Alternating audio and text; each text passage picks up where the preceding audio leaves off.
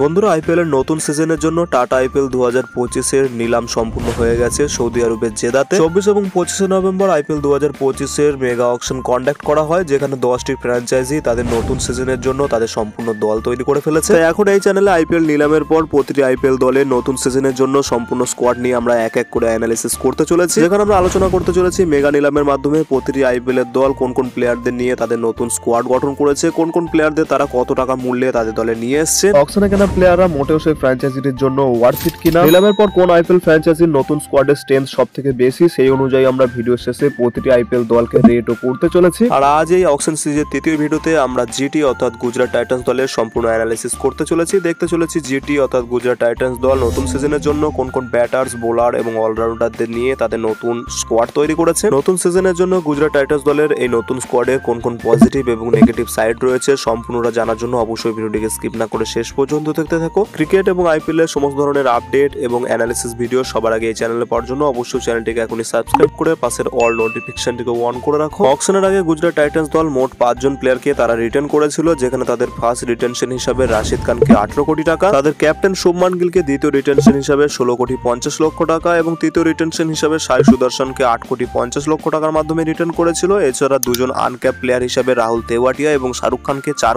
কোটি টাকা করে দিয়ে রিটার্ন করেছিল তারা। এই 5 জন ভালো রিটেনশনের পর গুজরাট টাইটান্সের নিলামের সময় তাদের কাছে 69 কোটি টাকার পার্টস ছিল, যেখানে তারা নিলামের মাধ্যমে 7 জন ওভারসিজ প্লেয়ার সহ ম্যাক্সিমাম সংখ্যক 25 জনের স্কোয়াডই তৈরি করে ফেলেছে। আর তাদের এই নতুন স্কোয়াডে যে 4 জন ব্যাটার্স রয়েছে সেখানে 2 জন প্লেয়ারদেরই তারা পুনরায় রিটার্ন করেছিল, তাদের ক্যাপ্টেন শুভমান গিল এবং সাই সুদর্শনকে। এছাড়া 2 জন ওভারসিজ ব্যাটার হিসাবে সারফেন রাদারফোর্ডকে তারা 2 কোটি 60 লক্ষ টাকার মাধ্যমে এবং নিউজিল্যান্ডের গ্লেন ফিলিপসকে 2 কোটি টাকার বেস প্রাইসে জিটি দল তাদের দলের নিলামে কিনে নিয়েছে। ব্যাটার্সের পরে নতুন সিজনের জন্য জিটি দলের উইকেট কিপারের কথা বললে সেখানে তাদের দলের সব থেকে বড় হাইলাইট হলো এই অকশনের জস বাটলার। হ্যাঁ বন্ধুরা, English wicket keeper hard hitter batter Jos বাটলারকে এবছর জিটি দল অকশনের মাধ্যমে তাদের দলে তুলে নিয়েছে। ইংল্যান্ডের white ball captain Jos Buttler, যিনি কিনা গত সিজনেও রাজস্থান রয়্যালস দলের একজন গুরুত্বপূর্ণ প্লেয়ার হিসেবে তাদের দলে ছিলেন, তাকে বন্ধুরা এবছর রাজস্থান রয়্যালস রিটার্ন করেনি, যার ফলে এবছর গুজরাট টাইটান্স জস বাটলারকে 15 কোটি 75 লক্ষ টাকার মাধ্যমে তাদের দলে কিনে নিয়েছে। জস বাটলার ছাড়াও এবছর জিটি দল কুমার কুসাকরাকে 65 লক্ষ টাকা এবং অনুজ রাওয়াতকে 30 লক্ষ টাকা দিয়ে এই 2 জন ভারতীয় উইকেট কিপার ব্যাটারকে তাদের দলে কিনেছে অকশনে। ব্যাটার এবং উইকেট কিপারের পর নতুন সিজনের জন্য জিটি দলের অলরাউন্ডারের লিস্ট অনেকটাই লম্বা রয়েছে, যেখানে তারা নিলামের আগে রাহুল তেওয়াটিয়া এবং শাহরুখ খানের মতো 2 জন গুরুত্বপূর্ণ প্লেয়ারদের তার দলের আনক্যাপ প্লেয়ার হিসেবে রিটার্ন করেছিল। এছাড়া নিলামের সময় তাদের দলের পুরনো প্লেয়ার সাই কিশোরকে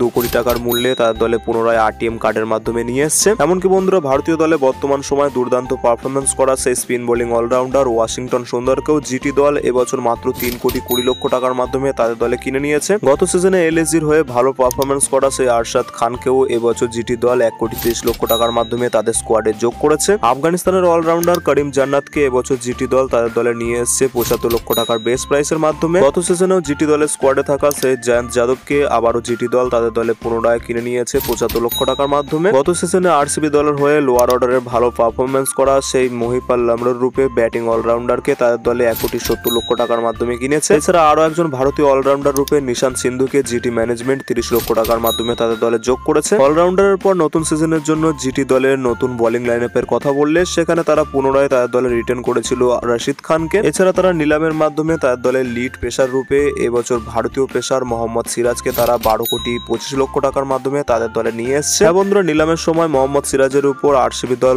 আরটিএম কার্ড ব্যবহার না করায় খুব সহজেই জিটি দল তাকে তাদের দলে নিয়ে এসছে।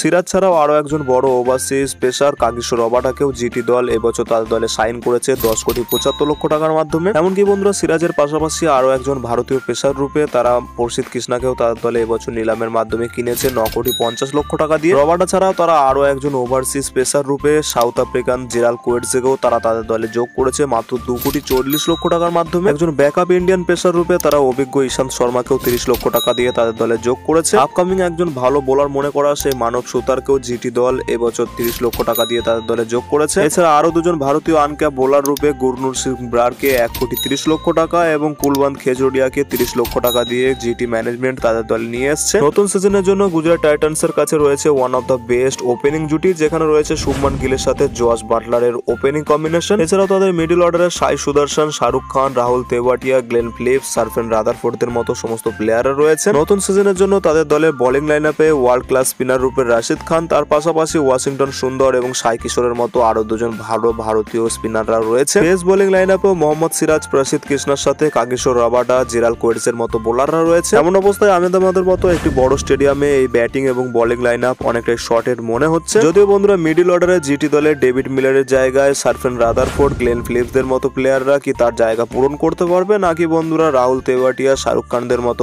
ভারতীয় আনকাপ প্লেয়ারদেরই সেই জায়গা পূরণ করতে হবে, সেটাই এখন দেখার বিষয়। বোলিং লাইন আপেও মোহাম্মদ শামির জায়গায় এই নরেন্দ্র মোদী স্টেডিয়ামে মোহাম্মদ সিরাজ কতটা এফেক্টিভ হতে পারবে সেটাও এখন দেখার বিষয়। সবকিছু মিলিয়ে জিটি দলের নতুন স্কোয়াডের নেগেটিভ সাইড খুবই কম। ওভারঅল দেখলে জিটি ম্যানেজমেন্ট এবছর অকশন টেবিলে দুর্দান্ত পারফরমেন্স করে দেখিয়েছে, যেখানে তারা কোনো প্লেয়ারদেরই খুব বেশি টাকা কেনে। জস বাটলার, মোহাম্মদ সিরাজ, কাগিসোর রাবাডা, এমনকি ওয়াশিংটন সুন্দরদের খুব কম টাকার মাধ্যমে তারা তাদের দলে এবছর নিয়ে এসেছে। জিটি ম্যানেজমেন্ট অকশনের মাধ্যমে ঠিকঠাক তাদের প্রয়োজন মতো সমস্ত ব্যাটিং এবং বোলিং লাইন আপ তৈরি করেছে, যে কারণে খুব সহজেই গুজরাট টাইটান্সের এই নতুন স্কোয়াডকে রেট করা যেতে পারে 9 আউট অফ 10।